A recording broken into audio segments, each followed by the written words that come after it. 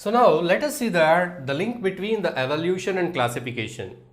So we studied how the traits are inherited and how the variations that help for the formation of a speciation.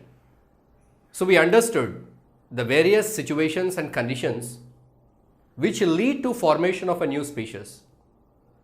So sometimes it happens because of the natural selection.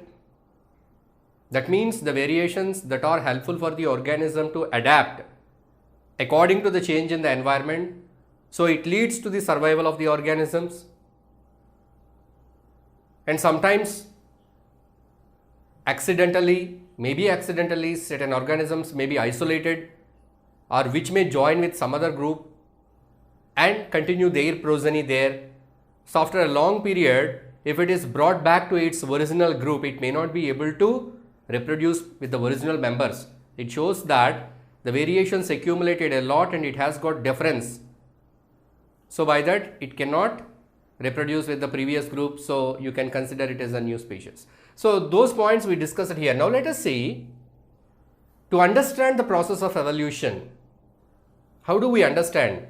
Yes, okay, we are thinking that this much of variety has come from, that means this much of diversity of living organisms have come from the same group of ancestors. So in fact, we all might have, all this diversity might have come from the single ancestor.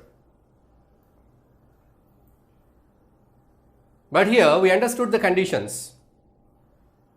From generation to generation, because of so many reasons, the organisms get divided, get isolated and get accumulated with so many variations, some helpful variations, some useful, some useless. So likewise species are developed. So to study that evolution, here what helps us? To study the evolution better, we need to look at the classification of the organisms. That means the grouping of organisms. So the grouping helps us to understand better. So individually, if you study each and every organism, you cannot understand anything about the organism. You have to study about each and every organism, how is its digestion, how are its systems, so what are the tissues, how it is doing this activity, this life process carried likewise. It is not possible to study each and every organism living on this planet. So organisms are studied under groups. They are studied under groups. How they are grouped? That grouping is called as classification. So organisms are grouped according to so many characteristics they show, features they show. The organisms that have similar characters are grouped into one group. This grouping or classification also helps us to understand the process of evolution. So you can understand the process of evolution if you study the members of one group and if you study the members of two different groups which are similar. There are two groups, but they have some similarities. Their differences are less. That means close groups. By studying these close groups, you can understand. So here the classification helps, but how the organisms are classified? I told you based upon the characteristics. So many characteristics, on basing various features, the organisms are classified or grouped. So let us see. Primarily, the organisms are classified depending upon their cell structure. We know that all living organisms are made up of cells. Cell is the basic structural and functional unit of life. So the cell structure is different between certain organisms. Some organisms, they do not have a nucleus, enucleated organisms, prokaryotes. Some organisms, they have a well-developed nucleus in which the genetic material is present. Whereas the other group, genetic material is present but it is not in the nucleus. The cell does not contain any nucleus, the genetic material is present in the cytoplasm. So there is a division. The organisms that do not possess a nucleus in their cells, the organisms that have a distinct nucleus, prokaryotes, eukaryotes. Again, there is a categorization or classification based on number of cells, unicellular, multicellular, Only one cell throughout the life, many cells. And again, one more characteristic, food related, photosynthesis. Even though they are multicellular, all organisms are not capable of producing their own food. Organisms, especially plants, especially green plants, are able to prepare their own food by a process known as photosynthesis, in which they use carbon dioxide and water to produce glucose. All organisms are not capable of doing the photosynthesis. Animals, they cannot carry out photosynthesis. Plants, and even the plants that have green color leaves or green color pods, are able to produce the food by photosynthesis. So on basing this characteristic, whether the organism is able to carry out photosynthesis or not, based on this also the categorization is done, the classification is done. And on the other hand, if you come to the animals, the complexity of the body, even though they are multicellular, the complexity of the body, again they are classified. So there we can find, basically they are divided based upon the structures of their skeletons. Organisms that have a skeleton, again with skeleton, without skeleton, and the organisms that are having skeleton outside the body, exoskeleton, exoskeleton, example cockroach, prawns, all insects. Endoskeleton, endo in the sense inside. What inside?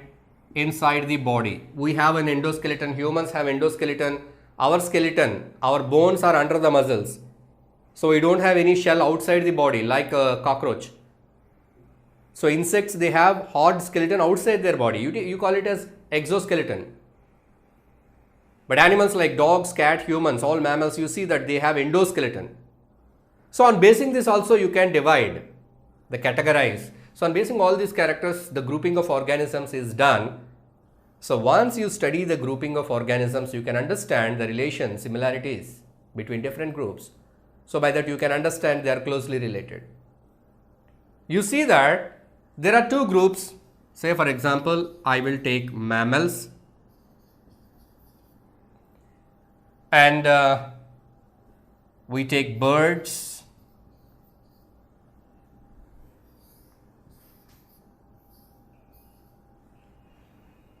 mammals and birds. So here you can find some similarities, but there are differences. But these two are entirely different from insects.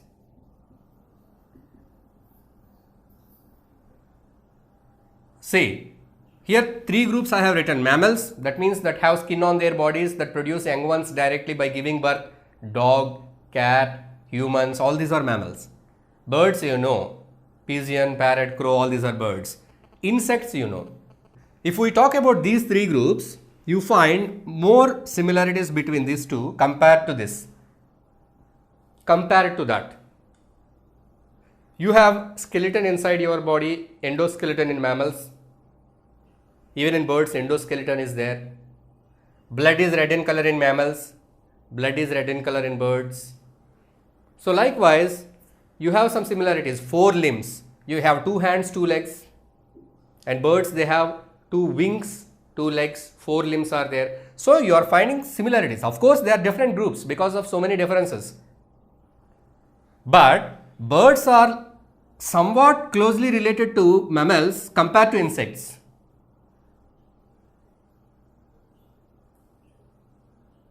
And if you compare with some other group like some plants, you are comparing with some plants. Can you compare these mammals and plants? Lot of variations. So some groups are very closely related, some groups are not so closely related. They have so many differences. But this grouping helps. It helps to understand the hierarchy. We can go backwards. Means starting with the groups that have close relations. Then you will find that by this you can understand, okay, mammals and birds, they have so many similarities, they are close. It shows that both these things have a common ancestor. Both these things have come from a common ancestor. So you have gone to their common ancestor and there you studied the relation. So finally you will go to a point at which everything has evolved from a common ancestor.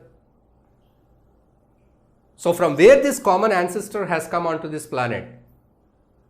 So there arises a question how the life began on this planet. No one knows how life began on this planet. It's all history.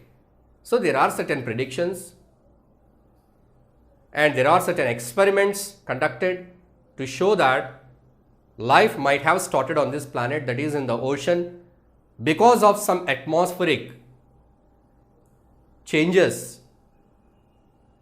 Some unnatural climatic conditions led to formation of some molecules in the water, which led to the formation of molecules like proteins, DNA.